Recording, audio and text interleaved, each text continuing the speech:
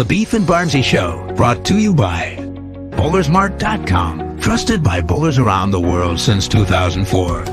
By Lightning Strikes Bowl, home of Bowlers Mart Pro Shop. By Platinum Ford, drive the difference.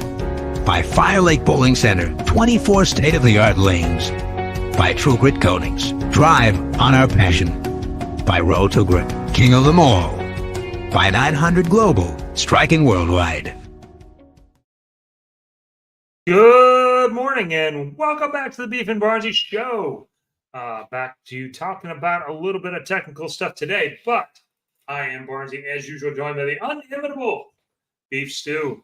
How are you this fine Thursday morning? Don't know yet. It's yet to be determined. I just finished up your Power Edge review. So yeah. Yeah, that should be up after the show. I've just got to finish up the thumbnail and the title, so it'll be up this afternoon. Chris did a pretty good job. I didn't do a very good job of just getting it done. So Chris, did you get a spray tan, my man? Yeah, just different lighting. Sorry. Yeah, I gotta fix it in here. Can't get the staff. It says, "Is that red hair?" Yeah. Yep. His hair did. You're gonna make my man paranoid. Whoa, what's going on here? All right. So, your hair does look significantly darker. Oh, okay. Yeah. Different lights above me, or less light. I was about to say, it's not a bad thing. Well, yeah, normally it just gets grayer, so I've got the salt and pepper going on. I did get a little haircut. It's shorter for sure. It looks, I think people are more thinking that you got a hair color rather than the hair did. Oh yeah. And then somebody says, bro looks 20 years younger. Well, no, Chris, are you using a filter? Yeah, I got touch up my appearance. This thing does all right. I thought he was going red hair since I put an orange heel on my shoe. He's using filters. The thing that's funny about that is Chris. If you ever chatted with Chris, the chance of Chris figuring out how to use a video filter is about 0. This is good. I like it. We're off to a good start. Yeah. Shit. Yeah. This is great. I am loving this today.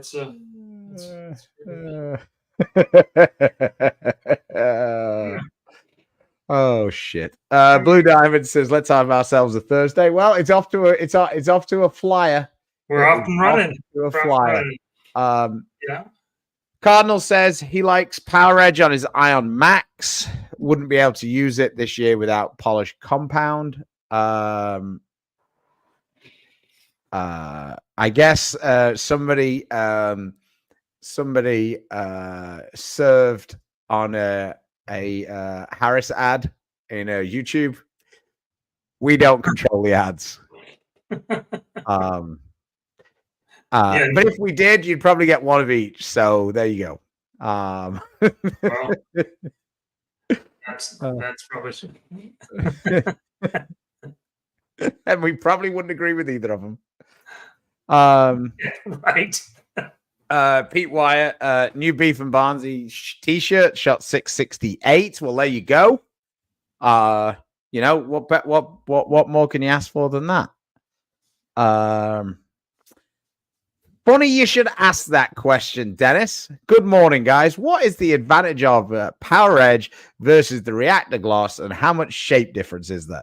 Well, we're going to get into that in a little bit of long form, kind of beat around the bush version of it. Chris, like I say, has done a video kind of breaking down his process of how he surfaced it. We've got 3 different balls. We can start with my version of this video that I realized Watch Chris's that I didn't really need to include. But I did it slightly differently to Chris. Chris took the same ball, changed the surface, brought it back out on the lanes. I went for the more high society, lazier option in that I just drilled 2 balls, same layout, and just changed the finish on the one. So ironically, neither me or Chris are huge jumping from the ceiling, jumping from the rooftops rather, fans of the attention star. It's just a bit, it's okay. And ironically, we both chose attention stars to do this video with. So that was, Yes, I was looking to make it better. yeah, it wasn't perfect planning, shall we say, that we had. Yeah, I ended up doing 3 different balls. Yeah. No, I was about to get to that. I was just saying, though, it was funny that we both thought, well, I did it with attention star. Oh, that's what ball I'm doing it with. Oh. So. Well, you know. So anyway, let me just mute this off a little bit and then get rid of this. So this is, I'm bowling on Mark Roth. This is Reactor Gloss, as you can see. Both these balls, I didn't touch the finish after I put the polish on, so to speak. So they're both kind of as shiny as they'd go. I did it with 500 underneath, and then the power edge straight over the top. Here's power edge. That was in the same spot as the previous 2 that had struck. I think I moved 3 or 4 more. I did say in the video when I was doing it, but I just felt like with the power edge that I found that the hook window, I talk about this quite a lot, was longer, like not further down the lane. It just kept coming for more distance. Like, think about a urethane having a super huge hook window. Like, it picks up really early and then it's super like rounded and continuous. That's kind of what I like out of reactive balls. Not necessarily that early, but that long continuous motion. I don't really like the super quick short motion where it'll like skid a long way and it'll go from being side rotation to forward rotation really quickly. I feel like, for me anyway, this is where the power edge is at its best. I felt like it really kind of lengthens that hook window. So for me, it picks up a touch earlier, but because it's not now as violent in that one spot, I find it much easier to make it continue. It picks up more in the oil. It's not as responsive to the dry. Overall, for me, I think on most balls, especially quicker balls, it's going to be just a better product to finish the balls with. However, I will preface this. I have messed around with a couple of other balls subsequently that I haven't actually got on tape because I wasn't going to drill 7 different balls and drill 2 of each because it just becomes a little ridiculous. So this is a bit of a, as one of the YouTubers says, this is a bit of a trust me, bro. But the ball that I think it made the most positive influence for me anyway was the Vibo. The Vibo became the ball I kind of have always wanted it to be, like the step below the DNA coil. I felt like now I can get left, really make it continue. Whereas before, I felt like because it was so quick and the asymmetrical core, once I got a little slower, it tended to get a little bit forward down the lane. I 10-pinned a lot with it. Not now. Now, one ball that I have added Reactor Gloss to that it hasn't looked as good as the DNA coil. For me, I didn't think it had a positive influence on that ball. I thought that ball was actually better with Reactor Gloss on it for whatever it was worth. So that was my take on it. Chris's is much more scientific. But for me, I felt like the Reactor Gloss was more responsive and probably less overall hook, I guess, is the best way of determining it. Yeah, I think that's probably right. It feels like the one thing that we did run into a lot, especially on tour this year, and I'm not sure I did as good a job at explaining it in the video as I wanted to, but it it's exactly that. It's more responsive, but with oil down lane, it also became responsive to some of that as well. Where this felt like I didn't have to break the polish to get it to hook down lane, and it would still get through the front easier. And so, yeah, and it hooked a little bit more overall, which also lets you play a little further left. And so I thought, all in all, this was pretty much a win-win all the way around. Yeah, Uh, I mean, what you're describing to me, anyway, the best way I like to describe that is it feels like the ball's got a bigger footprint. Like it almost feels like more of the ball is touching the lane. Whereas yeah, that could be. sometimes it looks like the ball is on top of the oil rather than on top of the lane. Mhm. Like that's how I try to explain it to people. It's how my eyes see it. It's like some of the ball, like some of my most favorite balls feel like, almost the ball, like as you throw it, it like sucks to the lane. Like it immediately, like it seems like the reality never felt like it got on top of the oil and just skidded through. It always felt like he was trying to dig in and really continue. Right. And I feel like no bullshit, that this feels like that. Like it feels like there's just more of the ball that's in contact with the lane, so it's a Yeah. bit more stable, I guess, is another way of describing it. Yeah. But let me just quickly. I'm going to skip this a little bit because this is the whole video, and we're obviously not going to watch a 17-minute video. But this is you. You're bowling on that a little bit flatter pattern than I'm bowling on. You're on that 44 version Yeah, 2, this right? was actually the day 3 tour trials when they were gonna bowl the regional on it. So I wanted to bowl on something they hooked. I wanted to see something where they, and I'd spend a little time beating it up first. And so that was attention star. These are the before shots. Yeah. Uh Got a nice little graphic to the right to tell us. So then you there you go. take it in and you do the spinner stuff. So we'll skip through that because Yeah. people can watch the video.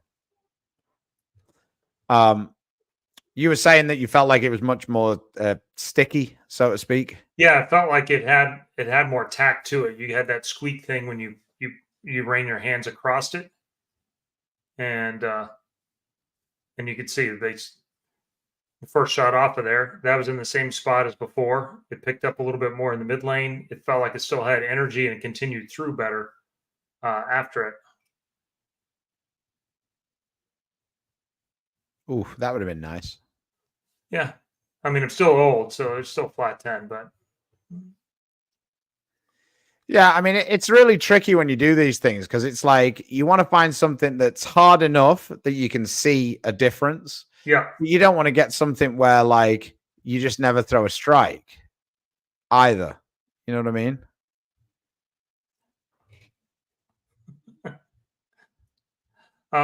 Somebody's asking about how often should be applied, and I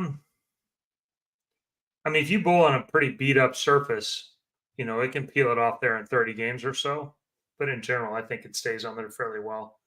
When you see it start, especially in the track area, uh, where your lay down area, first lines, if that's not shiny, that's kind of the point of all of it.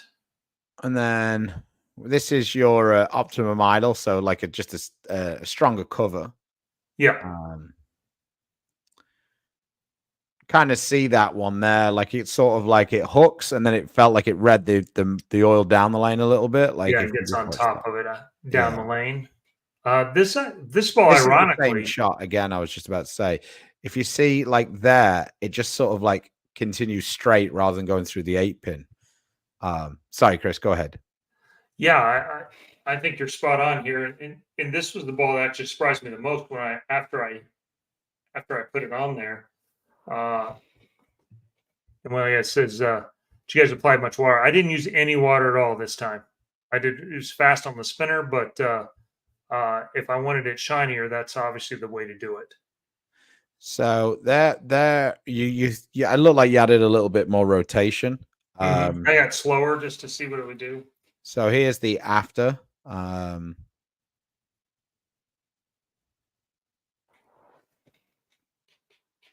Like for me, it's just noticeably more overall hook. Picks up a little bit earlier, and then it just It it's just continues more. down lane. It keeps in traction with the lane, even though it's polished, which is a tricky thing to accomplish. Yeah. Like, and what you got to understand is like, there's probably like half an hour in between, when you threw the previous shots and when you threw this one. So it's not like it's not like your Specto, sorry, Yeah, Earl that day's or whatever it is. He's come and gone, but yeah, I was impressed that I could move that ball. It separated a little bit more. It's like 2 or 3 boards, or I mean, I'm sorry, 3 to 4 boards more. It felt like, and So just quickly, this ball was with extra shine, right? correct. So something a little different. Interestingly, both me and Chris kind of like this Sublime Focus a little shinier. It's a really, really strong ball. When it comes out the box, for me, Yeah, anyway. and this showed too that I mean, it hooked probably 2 to 3 more at least than the Intention Star and the Idle Pearl. Yeah. All right, we're back. It actually even looks a little shinier than it was before. It did shine up a lot. This ball really shined up easy after taking the other one off. Yeah. I mean, I definitely am seeing less. I think it's less of an obvious difference between, but I think it's just because this ball's got more texture in the cover. Yeah, it was that polish is in between Reactor Gloss and Power Edge, and that's kind of where my final take would be. This one was probably only maybe 1 to 2 different. But again, I felt like that it wanted to be in contact with the lane all the way through. And that's the one right there that I haven't really seen as being that hit. You don't necessarily get that recently.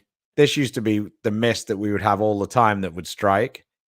So this is one that made Storm Ball special for sure. Yeah, where you kept it in the oil almost the whole time, but you still got it to hit down the lane. Like there, it missed in long a little bit. Yeah, and lately it's been kind of continuing to skid, and you just flat 10 or half 7. And now I actually knocked the 10 out, which yeah, I'm looking at the arrows here. I'm looking down lane at my break point, which is just inside the tracer there, but then moving my eyes back to the arrows. So yeah, so overall, like for us, I just feel like it's a bigger footprint. That's how it seems. Whether that's the data Storm have or not, it's just that to me is how I would define having a bigger footprint. Like they might have it in a different way, like looking down it on a microscope or whatever. But trying to explain what that means, that's how I see it. Like it feels like more of the ball's in touch with the lane. So I was trying to see. I had a little list. Says I had to go over the ball at least twice with Power Edge polish in order to get the ball to shine up to look like 1500 grit polish. Yeah, I think that the thing that I found kind of interesting with it is I feel like if you continue using it, it seems to continue polishing the ball. Whereas, so like if I've got lines in the ball still, like say I've used a 500 pad on the bottom and then I apply the polish. Like sometimes you'll still have the lines in it, won't you? Like you can see them, Right. and that's not Right, necessarily what you want. I found that if I continue to use the Power Edge, I've never really had that happen before with a different polish, but as I continue to use the Power Edge, it seems to smooth out those lines. It is. I'm fascinated for other people to get a chance to have a play with it because it does seem like it's a very different style of product. I'm fortunate because I've got a 2-speed spinner. And I think having the faster spinner makes it a little easier because you want to get some heat into it. The one thing that separates this polish from the others is generally the type of polish and the abrasives that are in it and the ingredients in it diminish. And this is what they call agglomerate, which breaks down differently. And I had to get it. I had let's see. I wanted diminishing abrasive is one that just keeps getting smaller and finer, but sometimes doesn't break down the same way. It may not polish as well.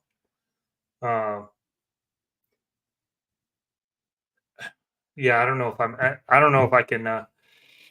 More like grapes, I guess. With how it diminishes off, and so it should actually last a little bit longer. Is my interpretation of that. I'm not sure if that's.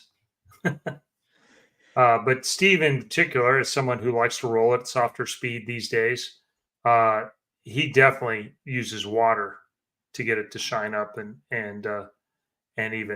get smoother. Does he use water with the polish? With the polish. Wow, Yeah. because that stuff isn't really that interesting. It's not that thick. It's not like it's step 3 or some of that, really. I didn't find. But, no, it definitely does. It definitely feels more polishy than compoundy, even though it's kind of a in between style thing.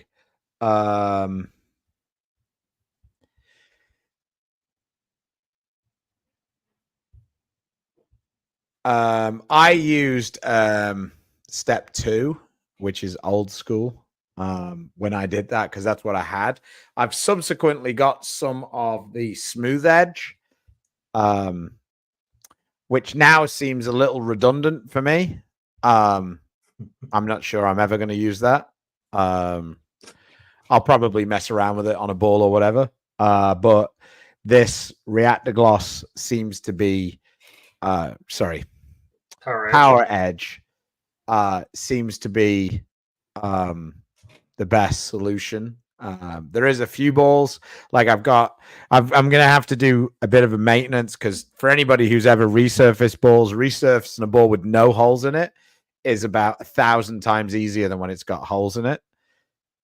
So much easier to make it consistent because you're not bouncing over holes and such. So I've got a couple of balls on the shelves here. I am going to redo. I've got a couple of Vibos that haven't been drilled yet, so I'm going to mess around with that. I'm actually a little bit interested to have a look at some of the balls that I haven't necessarily loved recently, and have a little play around with those.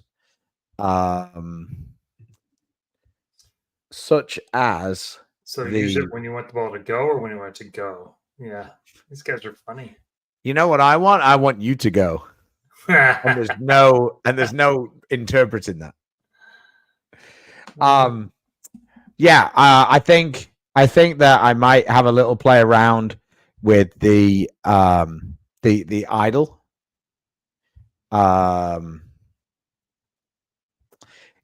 So the idle and the lightning blackout are two specifically. The idle pearl and the lightning blackout are two that I haven't necessarily found much use for. So I'm kind of fascinated to have a go with those. I am a little bit interested to do a hustle with it also. Because I feel like my problem a lot of the time with the hustles is when the oil gets down the lane. Now, I don't necessarily think that is cover related. I think it's more just overall core not being really strong enough for as much oil as we end up seeing down the lane. But yes, yeah, a hustle. He says a hustle would be dope with it. Yeah. Somebody asked. Yeah, there you go. Yeah. Says Phase AI has it out of the box, but to refresh it, because he was asking if he was getting a Phase AI, would he need to get this? Going forward, most people won't need to get this. This is really just more for the enthusiast, who has their own spinner. I would imagine most of the pro shops will end up having this. So it won't necessarily be something that you'll need to source, because I don't think it's going to be something that you're going to use by hand. I think it's really going to be something that you can only realistically use on a spinner. So somebody's saying that Ron Hicklin did a video about the Phase AI and then dulled it some more. I'm not really necessarily sure what that was about, because I mean, for me, the difference with Power Edge was in comparison to Reactor Gloss, not necessarily Power Edge in relation to more surface. So I'll have to check that out, because like I say, on things like that specifically, Ron is way ahead of me and my understanding of it. Yeah, it'd be interesting to see his take on why he looked at it as, dull and duller, as opposed to, one of the polishes. But yeah, I get he's done it for comparison, but I don't understand the fucking point of comparing a shiny ball to a dull ball. That's what I meant. That's the part that confuses me a little bit.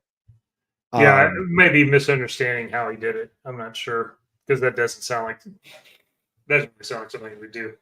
Like, was he comparing Reactor Gloss like at 4,000 and then Reactor Gloss and 2,000 then Reactor Gloss, or was he just comparing it as a dull ball and a shiny ball? Because highly recommend Power Edge on the hustle. Have it on my BRY, an 830 out of the box. Oh, out of the spinner. That's pretty funny. Yeah, I like that phrase. That's almost as funny as what one of the days we were doing some cooking, and I'd cooked the fried rice, and Tina's mom was like pouting a little bit that everybody was liking my fried rice. So it's an Asian thing. And Maria's sister was teasing Emily, you should try this, because she had a little bit of the rice on her plate, and Emily turned to her and said, "Mind your plate."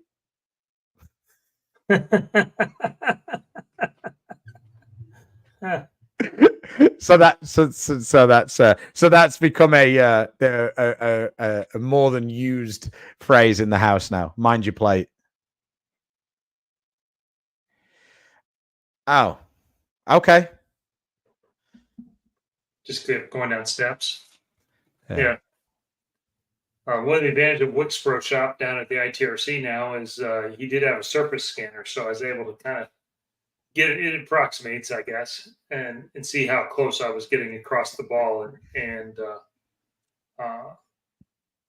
which I guess is a tell of both how well I did the surface or consistently, and then how well the polish kind of goes over and finishes it. And it was very consistent going across, which was, I haven't done anything else, so I don't know what exactly, if that's a difference maker or not. But some of the balls I hit harder, and really leaned into, like the first one, I think was in the 3,500 to 4,000 range, and then I was closer to 5,500 with the Idle Pearl. So that's pretty close. I mean, yeah, if he's reading 6,000 and you're reading 5,500, that can just be down to the speed of the spinner. Speed of the spinner and how much brand new pads versus second ball, third ball. Yeah, but all I'm saying is at least you and him were on the same ballpark, so to speak. Yeah. Dale Eagle says, "Do you believe bowling nowadays is more complicated than it was back in the day?" Yes. When I first started, I lasted 5 decades. Yes. Yeah, I think that the environment changes much more quickly. Some people would say that's a bad thing. Some people would say that's a good thing. Some people would say it is what it is. I'd still maintain that knowledge is key, but I do think there is a case of paralysis by analysis. I think it's a fine line. I think it depends on a person's personality. I mean, Simo loves understanding how things work, wants to know all of the info. Kyle Troop, not so much. That's not like he's been improving his understanding of it, but I think that he's at a really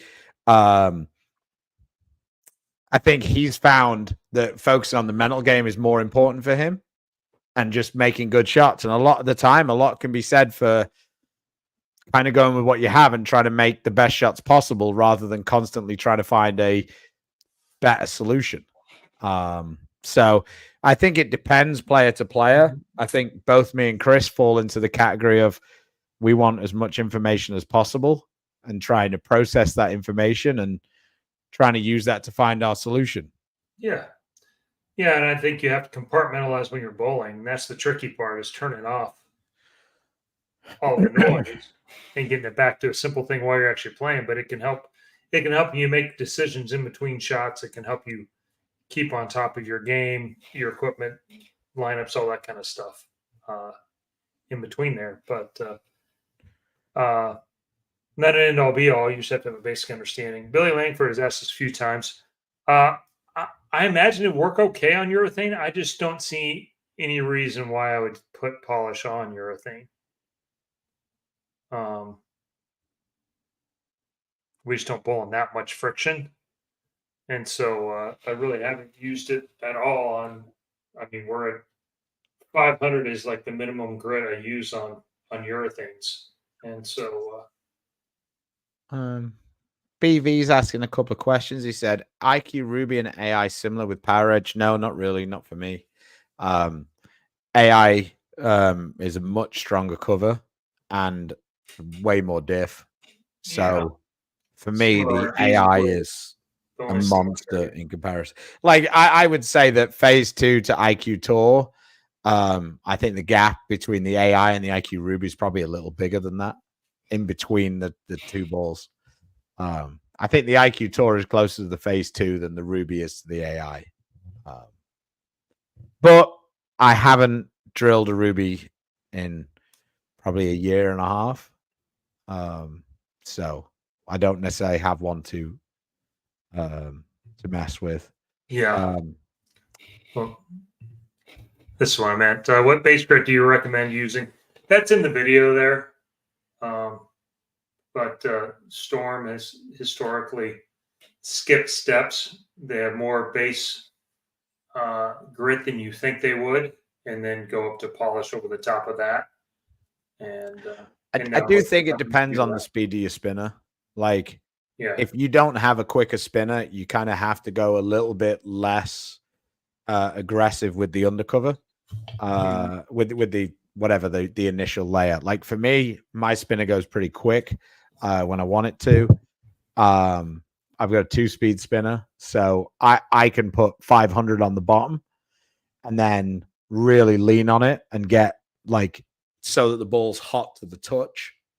And if you think about it, the Storm balls at the factory, the machine they're using it almost looks like the size of a car wash. Like it's huge. And it's applying an incredible amount of force to the ball to make them shiny. So I really think that is, I think you're going to have to play around with it. I wouldn't necessarily want to put the ball on the lane and see a lot of lines.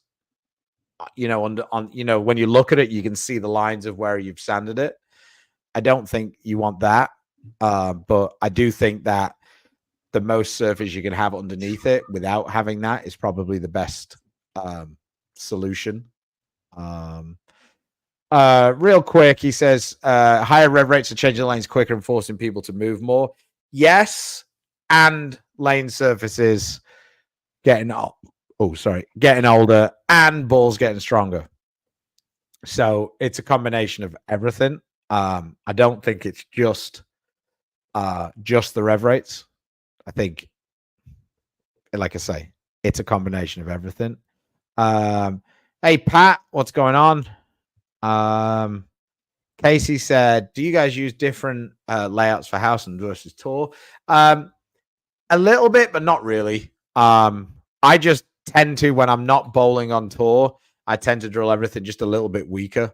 But I mean, yeah, not really. I don't really necessarily drill balls for house very often, Yeah, I've always been kind of a good balls roll good guy, and and you kind of do the rest. But I guess if I was going to, it would probably drill them a little stronger for league to blend out wet dry for me. Yeah. That's all. Yeah, that's fine. Okay. So it was more of an phase AI video than a power edge video. That makes sense. Like I thought it was more of a power edge video, but with what you're saying, that makes way more sense. Yeah. I'm actually going to bowl something this weekend for the first time in forever. This is by far and away the longest I've gone without bowling tournaments in a while. So, probably ever since I started bowling all the time. I'm bowling the house tournament at Mel's, so we will see if I can become the Mel's house pro, so to speak. You're going down a tomball, right? Yep, Ryan and I are gonna bowl our last SASPA together. So last doubles together. Yeah. Now Ryan might win a title, then it's your last SASPA ever. Period. Yeah, true that. But you can still bowl 4-person things. Yeah. So yeah, looking forward to that. I'm sure. I think last year Dimitri averaged $1 million on this thing. So yeah, he's done it a couple of times. He's had a 500 plus over for 8. It's a decent clip. But yeah. So if anybody has any questions, let us know. Otherwise, I think that this show is wrapping up. We kind of covered that a little quicker. I already had a partner. I can't go. He ended up being a little sick, but I actually can't go because Tina's going out of town, so I've got to stay in town. So, gotcha. Well, I think. Yeah, Chris. That's a problem a lot of people have.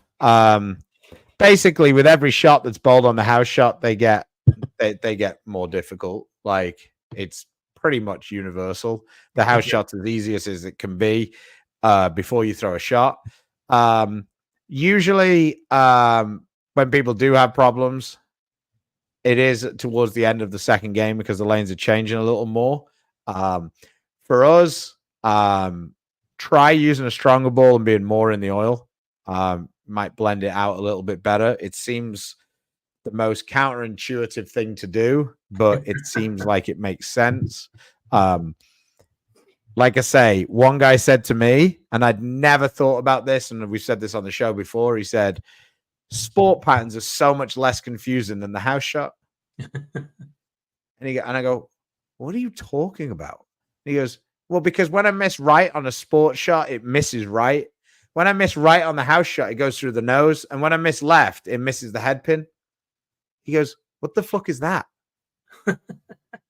And I didn't really have an answer for him at that point because I'd never really thought about it in those terms. But it makes a lot of sense. Like on the house shot, when you miss right, your ball misses left. And when you miss left, your ball often misses right down the lane. Yeah. And he said, that's confusing. He goes, I play golf. And he said, unless I do the double cross, when I miss left, the ball goes to the left. And when I miss right, the ball goes to the right. And I was like, yeah, I guess. I'd say it was, yeah. Oh, sorry. How many moves do you make before deciding to change balls? I actually saw this, and I have to give credit where it's due. It was on Ballard Bowling Academy, I believe, and Carolyn's take was if you make 2 adjustments and it doesn't work, then I mean that's the short of it. It's a much longer thing than that. But if you tried twice to make this ball work and it still doesn't work, and you're going, I'm not sure, then it's time. So, and it's very experience and pace play related as well, I think.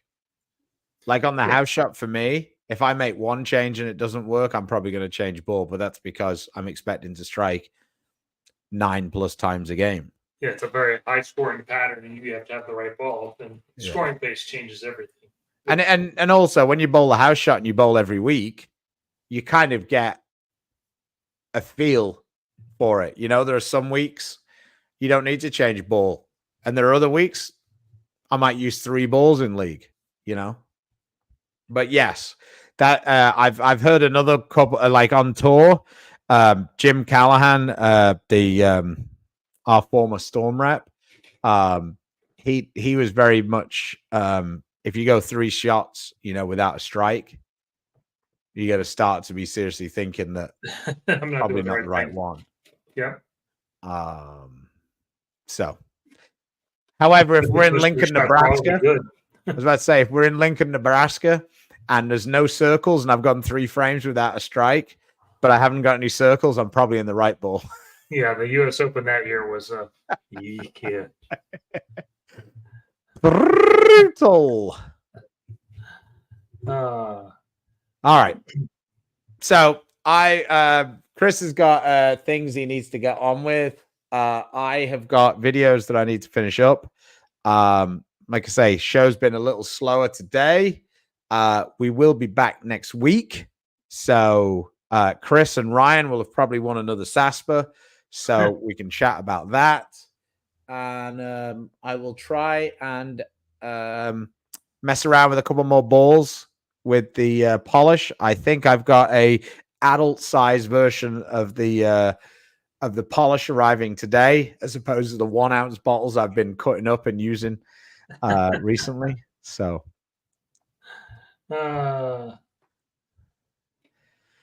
oh man, I thought we were going to get through a whole show without people complaining about balls. Again, I will say it again. If everybody wanted to buy 2 of every ball, the manufacturers wouldn't produce as many balls because they wouldn't have as many R&D costs. They wouldn't have as many shipping costs because they're just like utopia for the ball companies is if everybody loves the 6 balls that they make and they want to keep buying them and buying them and buying them and buying them. And then they'd only make those 6 balls. right. But that's not the world we live in right now. So don't know what to tell you. Talk to your fellow ball buying friends. All right. Well, check out that video. We have another accessory video, which we haven't done one of those in more than a minute. Yeah. That's up there. And on what is basically the best accessory I've come across to make my life easier in quite a while. So I don't know if it's just the best thing since pre-cut tape, but it's very useful for sure. So there we go. Yeah. This is my second one. I've got it from my father. But yeah. they're very useful. The one thing that Chris didn't hit up on the video is I think that it actually saves the Velcro a little bit because you can just glue them in and they don't rub together as much and like mess, because over time the soles become less Velcro-y, less sticky. So there's somebody who's watched the video. Yes, the CD case. So, so Chris was wheeling and dealing. And thanks to the live stream. Always low light. Well, we appreciate you guys showing up. So, all right. Well, see you next Tuesday. Between now and then, please support the sponsors that support us. That will never not be funny, by the way. You what? See you next Tuesday will never not be funny. Go ahead. Sorry. Storm, Grip, Manor Global, Cool Whip, Bowler's Mark, Fire Lake Bowling Center, Lightning Strikes, and Platinum Ford. Until next time, stay safe, stay healthy. God bless. See you later.